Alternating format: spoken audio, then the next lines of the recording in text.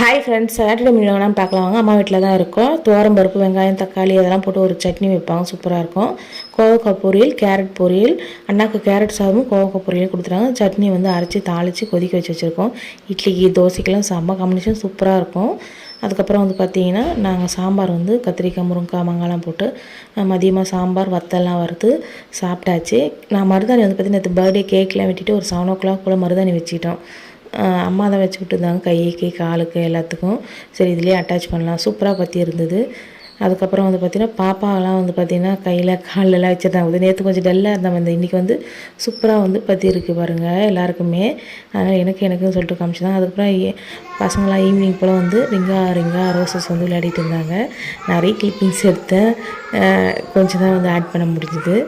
ஏன்னா நிறைய ஆட் பண்ண முடியாது, இதெல்லாம் நிறைய விளையாட்டுலாம் விளையாடுவாங்க. யாராவது சின்ன வயசில் இந்த மாதிரி விளையாட்டுலாம் விளையாடிருக்கீங்கன்னு சொல்லுங்கள். இந்த வீடியோ பிடிச்சா மறக்காமல் சப்ஸ்கிரைப் பண்ணுங்கள். Bye friends.